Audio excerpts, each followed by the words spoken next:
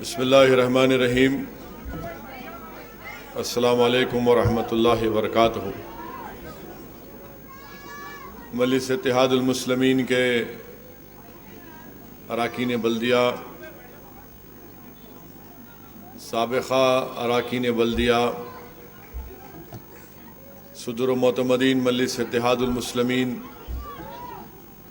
بزرگان ملت، میرے نوجوان ساتھیوں، پس پردہ بیٹھ کر سننے والی میری عزتدار اور ماں اور بہنوں، عزیزان ملت، آپ تمام اس بات سے واقف ہیں کہ 11 اپریل کے دن پارلیمنٹ کے الیکشن کے انتخابات کے رائے دہی کا دن ہے،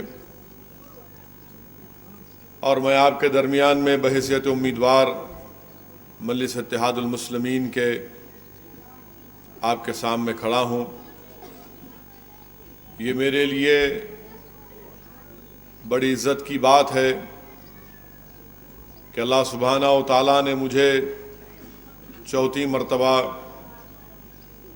سرزمین حیدرآباد کے غیور عوام کی نمائندگی کرنے کا موقع عنایت فرمایا۔ ہر سیاسی جماعت کا امیدوار عوام کے درمیان میں جا کر اس پارٹی کی کارکردگی کو بیان کرتا ہے، یا پھر وہ امیدوار اپنی کارکردگی کو عوام کے درمیان میں رکھتا ہے کہ اس بنیاد پر آپ پارٹی کا اور اس امیدوار کو ووٹ دیں۔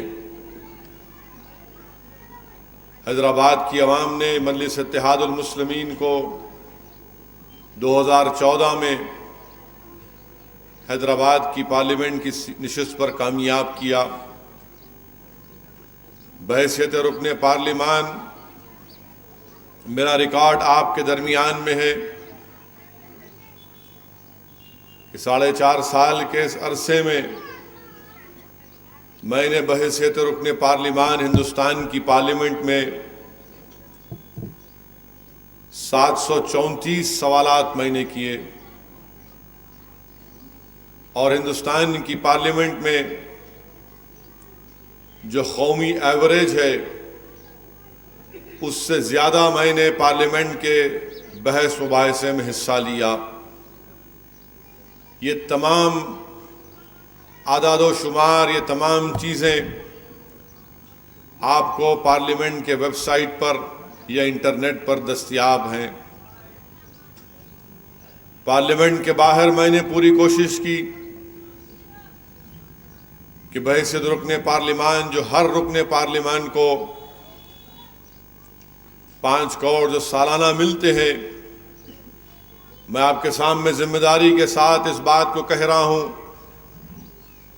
کہ 2014 سے لے کر اب تک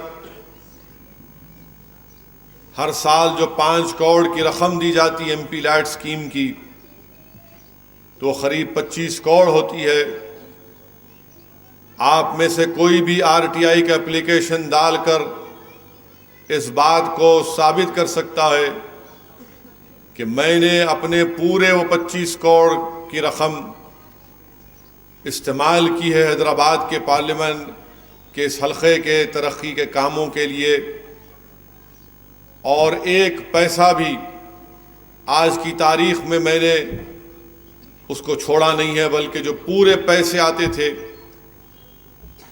اراکین اسمبلی سے رائے مشورہ کرنے کے بعد صدر و معتمدین اور اراکین بلدیہ کی سفارش پر میں نے اپنے ایم پی لیڈ کے ان بجٹ کو استعمال کیا۔ اس سے ہٹ کر بھی بحیثیت رکن پارلیمان میں نے ہندوستان کے مختلف مسائل پر مجلس اتحاد المسلمین کی طرف سے ان مسائل کو ہم نے اٹھایا۔ ہندوستان کی پارلیمنٹ میں ہم صرف جا کر وہاں پر خاموش بیٹھنا یہ مجلس اتحاد المسلمین کی عادت ہے، نہ ہماری فطرت میں ہے، بلکہ دنیا نے دیکھا کہ اگر ٹرپل طلاق کا بل پیش ہوا پارلیمنٹ میں تو سب سے زیادہ دلائل کے ساتھ کسی نے اس بل کی مخالفت کی اور دلائل کے ساتھ حکومت کے اس اقدام کو مخالف خواتین، دستور کے خلاف، یہ تمام چیزیں اگر کسی نے رکھی تو مجلس اتحاد المسلمین نے رکھی۔ دوبارہ جب پھر سے ٹرپل طلاق کا بل آیا تو مجلس اتحاد المسلمین نے الحمدللہ پھر سے پورے دلائل کے ساتھ حکومت کے اس ناپاک سازش کو بے نقاب کیا۔ پورے ملک میں گھر واپسی کے نام پر کوششیں کی جا رہی تھیں۔ مجلس اتحاد المسلمین نے ہندوستان کی پارلیمنٹ میں بی جے پی حکومت کے منسٹر اور وزیر اعظم کے سامنے کھڑے ہو کر اس کی مخالفت کی۔ لو جہاد کے نام پر نشانہ بنایا جا رہا تھا کمزوروں کو، تو مجلس اتحاد المسلمین نے اس کے خلاف آواز اٹھائی۔ میرے عزیز دوستوں اور بزرگوں، میں نے بحیثیت رکن پارلیمان یہ پوری کوشش کی کہ ہر عوامی مسئلے کو بے باک طریقے سے ایوان میں رکھوں۔ میری ہمیشہ کوشش یہی رہی کہ صرف مسلمانوں کے مسائل اٹھا کر میں اپنے آپ کو اطمینان کی سانس نہ لے لوں، بلکہ میں نے اقلیتوں کے ساتھ ساتھ دلتوں کے مسائل کو اٹھایا، دلتوں کے ظلم کے خلاف اور دلتوں کے انصاف کے خلاف مجلس اتحاد المسلمین نے آواز اٹھائی۔ جب سپریم کورٹ نے دلتوں اور آدیواسیوں کا جو SC/ST پروٹیکشن قانون کے خلاف ججمنٹ دیا، مجلس اتحاد المسلمین نے اس ججمنٹ کے خلاف پارلیمنٹ میں دلائل کے ساتھ اپنی بات کو رکھا۔ ہر وہ مسئلہ جو عوام سے جس کا تعلق تھا، مجلس اتحاد المسلمین نے ان مسائل کو اٹھایا، اور ہندوستان کی پارلیمنٹ کے ریکارڈ میری اس آج کی اس تقریر کے ایک ایک الفاظ کی تائید اور حمایت کریں گے۔ میرے عزیز دوستوں اور بزرگوں، مجلس کے مخالفین یہ کہتے ہیں کہ ایک رکن پارلیمان جیت کر جائے گا تو کیا ہوگا۔ آپ اندازہ لگائیے کہ ہندوستان کی پارلیمنٹ میں 280 سیٹ پر بی جے پی کامیاب ہوتی ہے، NDA کی حکومت بنتی ہے، 300 سے زائد ان کے پاس اراکین پارلیمان ان کا ساتھ ہے۔ کس نے ہندوستان کی پارلیمنٹ میں کھڑے ہو کر ٹرپل طلاق پر بے باک طریقے سے بیان کیا؟ کس نے ہندوستان کی پارلیمنٹ میں کھڑے ہو کر لشکر طیبہ کے اس دہشت گرد حافظ سعید کے خلاف آواز اٹھائی؟ وہ مجلس اتحاد المسلمین تھی۔ اسی لیے بہت ضروری ہے کہ ہماری ایک آواز ہندوستان کی پارلیمنٹ میں رہے۔ ہمارے اتحاد کی نشانی ہے حیدرآباد کی پارلیمنٹ کی سیٹ۔ مخالفین مجلس اتحاد المسلمین کے پاس اب کوئی بات نہیں رہی۔ ترقیاتی کام الحمدللہ متعلقہ رکن اسمبلی اکبر الدین اویسی کے نمائندگی پر ہو رہے ہیں۔ مجھے اس بات کا اقرار بھی کرنا ہے کہ اور بھی کام کرنا باقی ہے، انشاءاللہ ان کاموں کو کروایا جائے گا۔ ایک حیدرآباد کی پارلیمنٹ کی سیٹ مخالفین مجلس اتحاد المسلمین کی آنکھوں میں ایک ناسور بن چکا۔ ہر جگہ پر لوگ یہ کہتے ہیں کہ کیسے جیت کر آتا ہے، مجلس کو روکا جائے، یہ فرقہ پرست ہیں، یہ فلاں ہیں، یہ بھڑکاؤ بھاشن دیتی ہیں، یہ لوگوں میں نفرت پیدا کرتے ہیں۔ اور جب یہ صحافی دلی میں مجھ سے ملتے ہیں، میں ان کو دعوت دیتا ہوں کہ آئیے، آ کر حیدرآباد میں ہمارے کام کو دیکھیے، اس کے بعد آپ ہمارے تعلق سے اپنی رائے کو قائم کریے۔ میرے عزیز دوستوں اور بزرگوں، حیدرآباد کی پارلیمنٹ کی سیٹ صرف مجلس اتحاد المسلمین کی سیٹ نہیں ہے۔ حیدرآباد کی پارلیمنٹ کی سیٹ صرف ہمارے اتحاد کی نشانی نہیں ہے۔ حیدرآباد کی پارلیمنٹ کی سیٹ ہمارے مرکز سیاسی کی جیتا جاگتا ثبوت بھی ہے۔ بلکہ یہ ان لوگوں کے لیے پیغام ہے جو مجلس اتحاد المسلمین کے اگر مرکز سیاسی کے پیغام کو اور اس بات کو سمجھیں گے تو ہماری تعداد میں، ہماری نمائندگیوں میں اضافہ ہوگا۔ حیدرآباد کی پارلیمنٹ کی سیٹ صرف مسلمانوں کی ایک بے باک آواز نہیں ہے، بلکہ دلتوں کی بھی ایک بے باک آواز ہے۔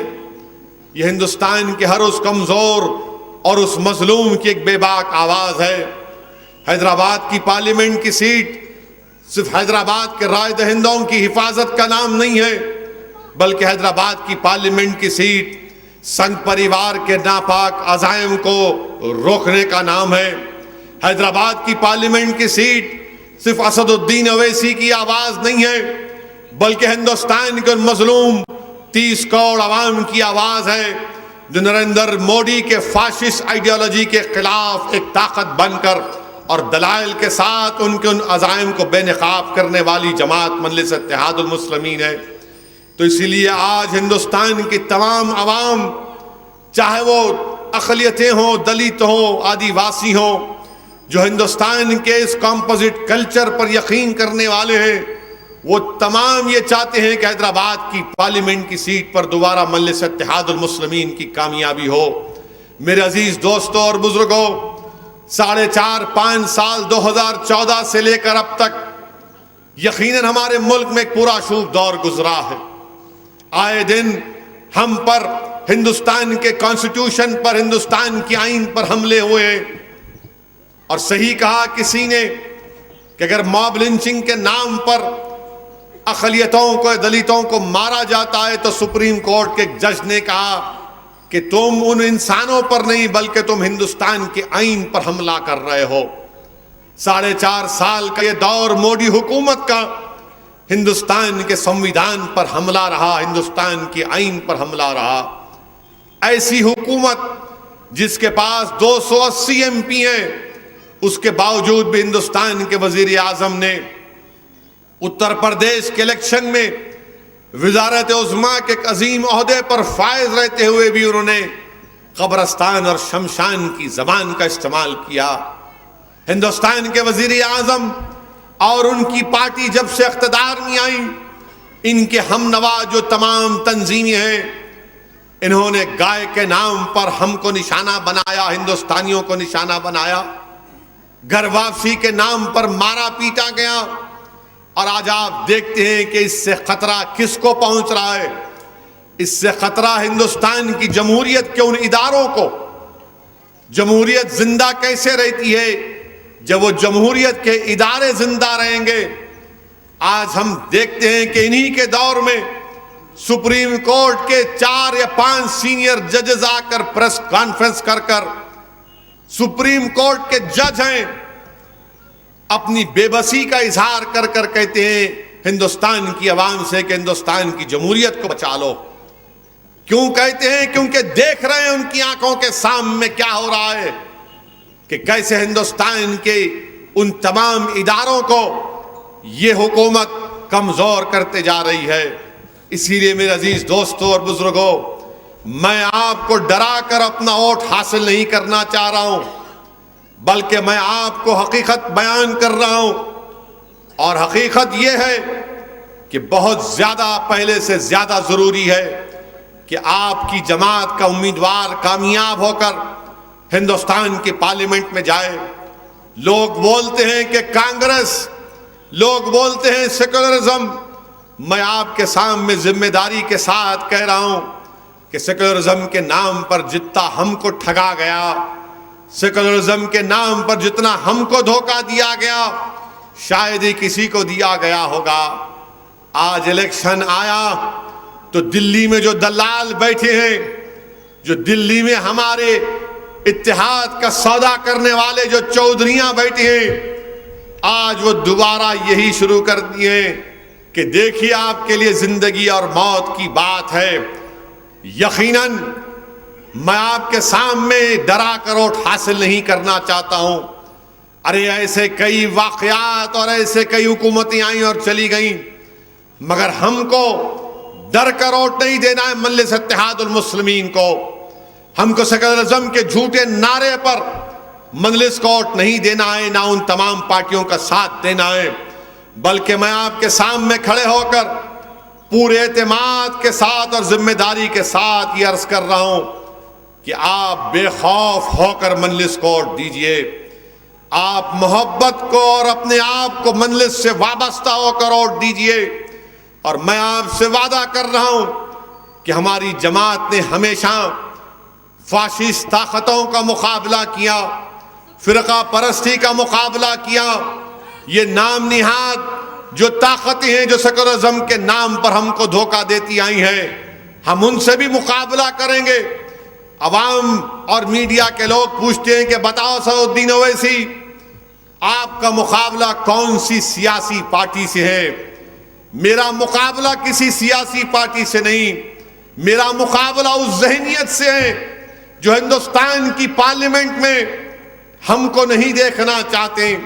میرا مقابلہ ان طاقتوں سے ہے جو ہندوستان کے سیکولرزم کو ختم کرنا چاہتے ہیں. میرا مقابلہ ان طاقتوں سے ہے جو ہندوستان میں مسلم اقلیتوں کو دلتوں سے انصاف نہیں کرنا چاہتے. میرا مقابلہ ان طاقتوں سے ہے جو ہندوستان کے امن کو برباد کرنا چاہتے ہیں.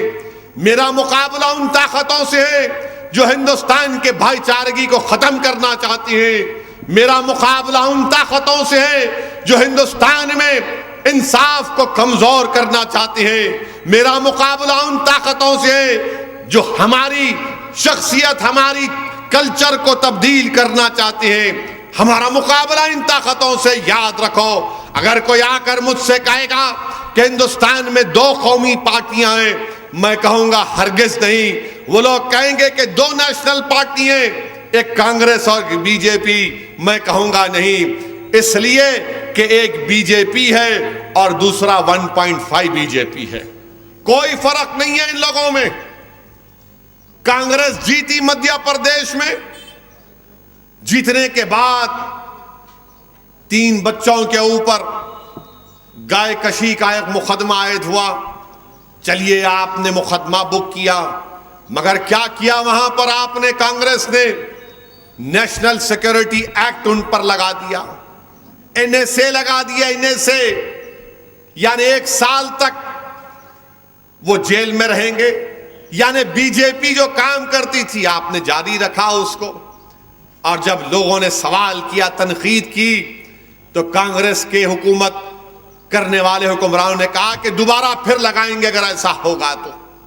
آپ اندازہ لگائیے. اسی لیے میں کہہ رہا ہوں کہ ہمارا مقابلہ سیاسی جماعتوں سے زیادہ اس ذہنیت سے ہے. اور یقیناً یہ سب سے زیادہ یہ ذہنیت جو مقابلہ میں نے آپ کے سامنے ذکر کیا وہ نریندر مودی میں زیادہ ہے، کانگریس میں بھی ہے. ان طاقتوں سے ہم کو مقابلہ کرنا ہے. ہندوستان میں ہم کو اپنی شناخت کو برقرار رکھنا ہے. اور کیسے برقرار رکھیں گے؟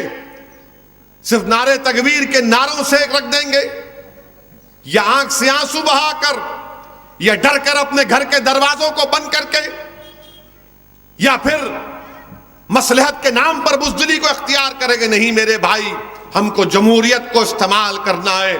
اور جمہوریت آپ کو اس بات کی اجازت دیتی ہے کہ آپ اپنے ووٹ کی طاقت کے اوپر اپنے نمائندوں کو کامیاب کریں. اور کامیاب کرنے کے بعد اس نمائندے کا کام یہ ہوتا ہے کہ وہ عوام کے مسائل کی ترجمانی کرتے رہے، ہندوستان کے اس کمپوزٹ کلچر کو مضبوط کرے. یہ ان تمام فرقہ پرست طاقتوں سے بے باکی کے ساتھ مقابلہ کریں. میرے عزیز دوستوں اور بزرگوں، آج ہم دیکھتے ہیں کہ ہندوستان کے وزیر اعظم اب ایک نیا اپنے آپ کو خطاب دیے ہیں. ہم تو سمجھ رہے تھے کہ ملک آزاد ہونے کے بعد جنگ دالاؤں کی حکومت ختم ہو گئی، اب کوئی اپنے آپ کو خطاب یا القابات سے نہیں نواز سکتا. مگر ہم کو نہیں معلوم تھا کہ 70 سال کے بعد ہندوستان کے وزیر اعظم اپنے آپ کو وزیر اعظم نہیں بلکہ چوکیدار پکاریں گے. اب وہ اپنے آپ کو چوکیدار کہہ رہے ہیں. 2014 کا جب الیکشن ہو رہا تھا تو عوام کے سامنے آ کر کہا کہ میں چائے والا ہوں، مجھے کوئی اعتراض نہیں ہے چائے والے سے، اس میں کوئی خراب بات نہیں ہے. پھر کہا کہ میں ماں گنگا کا بیٹا ہوں. ٹھیک ہے، آپ کا عقیدہ ہے، پھر کہا کہ میں فقیر ہوں. میں نے کہا تم نظر تو نہیں آتے. ہم نے کہا ٹھیک ہے آپ فقیر ہیں.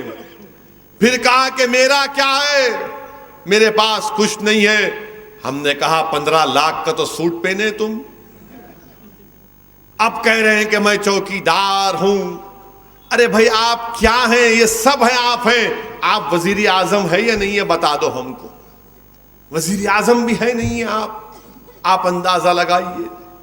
آج کہتے ہیں چوکیدار ہیں, اور گجرات میں تقریر کی آج سے 10-12 دن پہلے, اور تقریر میں ہندوستان کے وزیر اعظم جو دوبارہ وزیر اعظم بننے کا خواب دیکھ رہے ہیں, کہا کہ ہم گھر میں گھس کے ماریں گے, ہم گھر میں گھس کے ماریں گے. ان کا اشارہ تھا ہمارے پڑوسی ملک کی طرف. ہم کو اس سے بھی اعتراض نہیں ہے, مگر ہم وزیر اعظم سے پوچھنا چاہتے ہیں, کیا آپ نے ٹویٹر کے اوپر آپ کے لاکھوں آپ کو لوگ آپ کو فالو کرتے ہیں, کیا آپ نے وزیر اعظم وہ بچی سمیرہ کی چیخ کی آواز سنی, اس کا ویڈیو دیکھا آپ نے, جو آپ کے گھر سے 7 RCR سے آدھے گھنٹے میں پہنچ جاتے گڑگاؤں بونسی گاؤں میں. وہ سمیرہ بچی ایک چھت پر کھڑے ہو کر, اور دروازہ ہے جس پر 5 لوگ دروازے کو بند کر رہے ہیں, روک رہے ہیں کہ کوئی گھس کر نہ آ جائے, اور بچی پکار کر کہہ رہی ہے کہ ابا پہ حملہ ہو رہا, ابا کو مار رہے, ابا کو مار رہے, امی کو مار رہے. گھر میں گھس گئے, اور ویڈیو میں آواز آ رہی ہے ایک لاچار اور بے بس باپ نیچے بیٹھ کر اپنی بچی کی آوازیں تو سن رہا ہے, مگر چیخ مار رہا ہے, لٹھوں سے اس کو پیٹا جا رہا ہے. ہندوستان کے وزیر اعظم جو چوکیدار اپنے آپ کو کہتے, آپ کے ناک کے نیچے, آپ کے گھر سے آدھے گھنٹے کے فاصلے کے اوپر یہ واقعہ ہو رہا ہے. گھر میں گھسنے کی تو بات آپ نے کی, اور یہ ظالم لوگ گھر میں گھس کر ایک بچی سمیرہ پکار رہی ہے اور اس کے باپ کو مار رہے ہیں, مار مار کر اس کی پیر کی ہڈی کو توڑ دیا. اور کیا کہہ رہے ہیں مارنے والے, بھاگ پاکستان کو, بھاگ پاکستان کو, بھگاؤ ملاؤں کو. ارے ظالموں, تم شیطان کی صحیح اولاد ہو جو جا کر گھر میں گھس کر مار رہے تھے. اللہ کی لعنت تم پر, اللہ تم کو برباد کر دے. تم ایک بے بس کے گھر میں گھس کے مار رہے, اللہ تمہارے ہاتھوں کو کمزور کر دے. تمہارے ہاتھوں میں جو لٹیں, اللہ اس سے ہی تم کو انشاءاللہ تعالی انصاف ہوگا. کیا کہہ رہے ہیں کہ بھاگ پاکستان کو. 70 سال ہو گئے ہندوستان کو آزاد ہو کر. ہم نے محمد علی جناح کے 2 نیشن تھیوری کو ریجیکٹ کیا, مسترد کیا, ٹھکرایا. ہم نے کہا نہیں جائیں گے پاکستان کو, ہندوستان ہمارا وطن ہے, یہ خواجہ اجمیری کی سرزمین ہے, ہم یہاں پر رہیں گے. یہ بابا شرف الدین کی سرزمین ہے, ہم یہاں پر رہیں گے. ہمارے بزرگوں کی لاشیں ہیں قبرستانوں میں, ان کی ہڈیاں, ہم نہیں جائیں گے. ہم نے ہندوستان کو اپنا وطن مانا, اور 70 سال کے بعد بھاگ پاکستان. ہندوستان کے وزیر اعظم بولو, آپ بتاؤ, آپ یہ زبان کس لیے استعمال ہو رہی ہے؟ کیا آپ کی موجودگی سے ان کو طاقت مل رہی ہے؟ کیا آپ کے وزیر اعظم رہنے سے ان کو طاقت مل رہی ہے؟ کیا آپ کے وزیر اعظم, آپ کی حکومت رہنے کی وجہ سے ان کی اتنی ہمت بڑھ گئی کہ گھر میں گھس کر ایک بے بس بچی پکار رہی ہے کہ ابا کو مار رہے ہیں, اور مارنے والے کہہ رہے ہیں پاکستان کو بھاگ؟ کیا وزیر اعظم آپ کو معلوم کہ جب اس بچی کے باپ کو مارا جا رہا تھا تو اس گھر کے اوپر جھنڈا کس کا لگا ہوا تھا؟ پاکستان کا نہیں تھا, ہندوستان کا جھنڈا لہرا رہا تھا. یہ ظالم دیکھتے بھی ہیں کہ جھنڈا ترنگا لہرا رہا ہے, جس کو ہر ہندوستانی دیکھ کر فخر محسوس کرتا ہے. گھر کے اوپر ترنگا لہرا رہا ہے, اور یہ ظالم ڈنڈوں سے مار کر کہہ رہے ہیں بھاگ پاکستان. واہ ہندوستان کے وزیر اعظم, کیا چوکیدار ہیں آپ, کہ آپ کے گھر سے 40 منٹ کے فاصلے پر یہ واقعہ ہوتا ہے. اور آپ ایک لفظ نہیں بولتے. گڑگاؤں ہریانہ میں سرکار بی جے پی کی. اور آج بھی میں ایک نیوز رپورٹ پڑھ رہا تھا جس میں کرکٹ میچ کے اوپر جھگڑا ہوا. کرکٹ میچ کے اوپر تو جب مارنے آئے تو بچہ جو ہے ایک پڑوسی کے پاس جا کر کہا کہ مجھے ذرا ہولی کا رنگ دے دو, میں چہرے پہ لگا لوں گا, وہ لوگ میرے کو نہیں پہچانیں گے. تو پڑوسی نے کہا بھاگ یہاں سے. وہ بچہ گھر پر چڑھ گیا تو ڈھکیل دیا اس کو نیچے. کہاں گئی ہمارے ملک میں محبت؟ کہاں گئی وہ تمام باتیں, رواداری, وہ عزت؟ کیا ہو گیا ہمارے ملک کو؟ کیا نظر لگ گئی؟ بتائیے آپ میرے عزیز دوستوں, بزرگوں. دلی دارالحکومت ہے, کیپٹل آف انڈیا ہے, بھارت کا کیپٹل ہے. وزیر اعظم کے گھر سے 40 منٹ پر یہ واقعہ ہوتا ہے اور لوگ بولتے ہیں کہ اسدالدین اویسی فرقہ پرستی کا فروغ دے رہا ہے. کیا میں جا کر جلسہ کیا تھا وہاں پر؟ کیا میں جا کر بھڑکاؤ بھاشن دیا تھا میں؟ میرے بھائی دیکھو ویڈیو, وہ اس بچی کی آواز, اس کی تڑپ اور بے بسی کو دیکھو. اور اس کے بعد یہ شخص جو کھڑے ہو کر کہہ رہا ہے, میری بات کو سوچو آپ, یہ بے بسی کیوں ہے؟ کیونکہ کوئی سیاسی آواز نہیں ہے, کوئی لڑنے والا نہیں ہے. اور مجلس نے کیا کیا؟ ہمارے بزرگوں نے کیا کیا؟ ہم نے طوفانوں میں چراغ جلانے کا ہنر سیکھ لیا. ہم نے ان فرقہ پرستی کے طوفانوں میں چراغ جلایا اتحاد کا. ہم نے آر ایس ایس کے سنگ پریوار کے ظلم کے طوفانوں میں اس چراغ کو جلایا کہ ہم متحد رہیں گے, ہم جمہوریت میں حصہ لیں گے. مگر آج وہ بچی بے بس ہے. آج کہہ رہی ہے کہ میرے گھر میں گھس کے میرے کو مارے. کیا مارے؟ کیا ہے کرکٹ میچ کے اوپر؟ میرے عزیز دوستوں اور بزرگوں, یہ بی جے پی اور پھر وزیر اعظم بولتے میں چوکیدار. سمجھوتا ٹرین کا بم بلاسٹ ہوا, پاکستانی مارے گئے, ہندوستانی مارے گئے, 25 ہندوستان کے لوگ مارے گئے. مکہ مسجد کا بم بلاسٹ ہوا, 9 لوگ مارے گئے. خواجہ اجمیری کے آستانے میں بم بلاسٹ ہوا, حکیم پیٹ کا رہنے والا اس میں شہید ہو گیا. یہ تمام بم بلاسٹ کے کیسز میں اسیم آنند کا نام ایک وقت میں آر ایس ایس سے وابستہ تھا. آر ایس ایس کی ایک آدیواسیوں کی تنظیم کا ذمہ دار تھا. مکہ مسجد کا مقدمہ آیا, اپیل نہیں کرتے آپ. کس کو مقدمہ دیے؟ اس شخص کو وکیل بنائے جس نے زندگی میں اپنا کوئی کرمنل کیس نہیں لڑا. این آئی اے نے اس کو وکیل بنایا. سمجھوتا بلاسٹ ہوتا ہے, اپیل نہیں کرتے. راجناتھ سنگھ ہوم منسٹر نے کہا کہ ہم اپیل ہرگز نہیں کریں گے. تو معلوم ہوا کہ اگر ملزم تمہاری سوچ کا ہوگا یا تمہارے آر ایس ایس سے وابستہ کبھی رہا ہوگا تو تم اس کو بچاؤ گے. مرنے والے جو ٹیررزم میں مر گئے اس کی فکر نہیں ہے تو پھر کس نے کیا مکہ مسجد کا بم بلاسٹ؟ کیا شیاطین آئے تھے, جنات آ کر کیے؟ کیا سمجھوتا میں جنات آ کر بم بلاسٹ کیے؟ کس نے کیا پھر؟ ہم جاننا چاہتے ہیں ہندوستان کے وزیر اعظم, اگر تم چوکیدار ہو, اگر تمہارے سینے میں ایک دھڑکتا ہوا دل ہے تو مرنے والے ان کے خاندان تم سے پوچھ رہے ہیں مسٹر مودی بتاؤ میرے باپ کو, میرے بیٹے کو کس نے مارا؟ کون ذمہ دار ہے اس کا؟ این آئی اے آپ کی ہے نا. 5 سال این آئی اے نے کیا کیا؟ پھر انتظار کر رہے تھے کہ ججمنٹ آ جائے. یہ اسی لیے تو کہہ رہا ہوں کہ جمہوریت کے اداروں کو کمزور یہ کر رہی ہے بی جے پی کی حکومت. میرے عزیز دوستوں اور بزرگوں, پھر ہندوستان کے وزیر اعظم بالا کوٹ میں ہماری ایئر فورس نے بم گرایا. میں نے کہا بہت اچھا, ہم ساتھ ہیں. ہندوستان کے وزارت خارجہ کے سیکرٹری نے آ کر بیان دیا, ہم نے کہا بہت اچھا ہے. ایئر فورس کے چیف نے آ کر کہا, ہم نے کہا ہم ساتھ ہیں. مگر اس کے بعد ہم کیا دیکھتے ہیں؟ سیاسی روٹی سیکنے کے لیے अमित शाह कह रहे हैं कि 250 मरे वहां पर, वो दहशतगर्द तंजीम, वो शैतान मसूद अजहर, उसके 250 लोग मारे गए।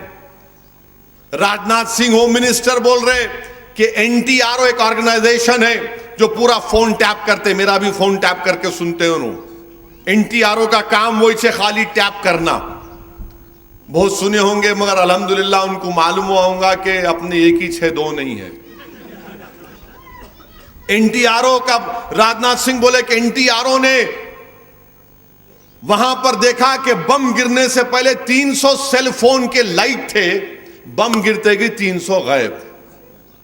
मैं राजनाथ सिंह से और मोदी साहब से पूछना चाह रहा हूं, वजीर आजम, अगर NTRO यहां बैठकर बालाकोट में 300 सेल फोन को देख रहा, तो फिर हिंदुस्तान में हम बैठकर पुलवामा में 50 किलो RDX चलेगा, वो नहीं देख सके आप?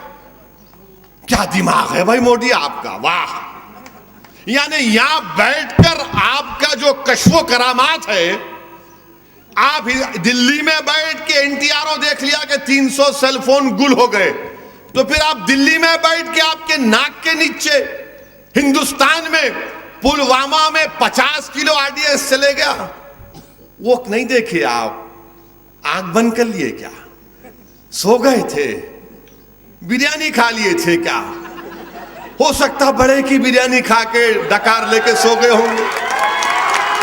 नहीं, कुछ तो होगा ना भाई। जब आप बम गिराए तो बोल रहे हम 300 सेल फोन थे, यहां वहां RDX चले गया, 40 लोग मारे गए हमारे, उसका कोई बोले नहीं मालूम, कुछ नहीं मालूम। फिर एक इनका एग्रीकल्चर मिनिस्टर बोलता बिहार में, अमित शाह 250 तो ने बोला, बास 250 बोले तो मैं 300 बोलता हूं, 300 बोले तो एक और मिनिस्टर बोला नहीं 400। क्या कोई चौक की मार्केट से पान खरीद रहे? 250 300 में एक टोकरा दे दे, 400 में एक टोकरा दे दे। हमारा मौकफ यह है कि आपने कहा ठीक है, मगर आप जो है रोटी सेक रहे हैं, रोटी सेक रहे हैं।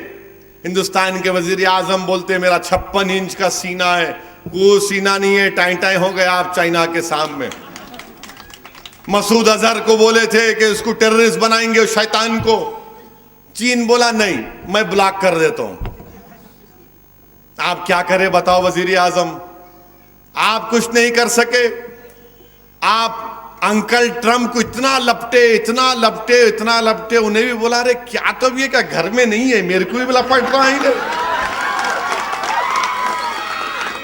मेरे से लोग आके पूछे देखिए कैसा मिली अंकल ट्रम्प से, मिला हाँ ऐसी होता, घर में नहीं रहे तो बाहर लपटते। नहीं मजाक कर रहा हूं मैं, कोई वो सीरियस नको लो आप।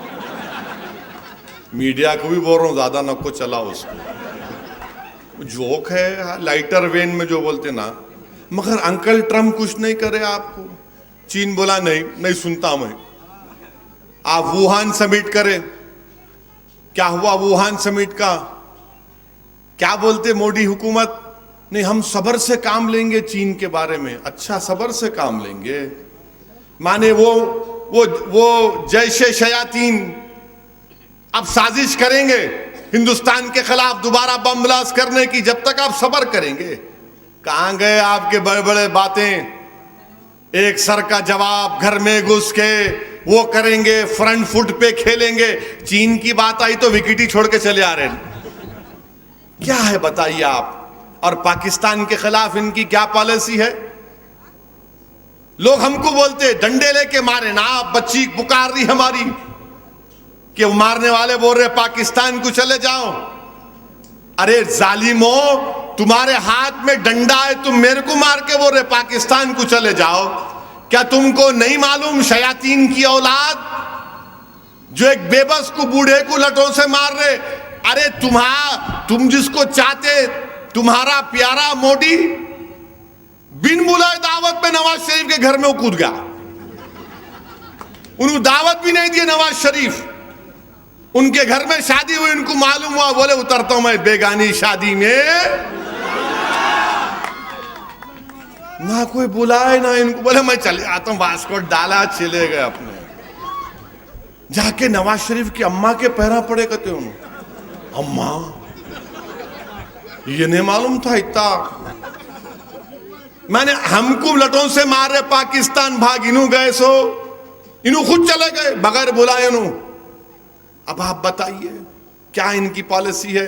ارے کیا پالیسی؟ اچھا کل پاکستان کا قومی دن تھا, ہمارا تو 26 جنوری, کل پاکستان کا قومی دن تھا تو پاکستان کے سفیر نے مختلف لوگوں کو دعوت دی تو لوگ جا رہے تو موڈی کیا کرے ایک آدمی کو رکھے وہاں پہ, اچھا آپ کا نام یہ ہے, اچھا آپ کو معلوم ہندوستان کی حکومت پاکستان اس کا بائیکاٹ کر رہی ہے, آپ بھی نہیں گئے تو اچھا ہے, اپنے ضمیر پر فیصلہ کرو آپ.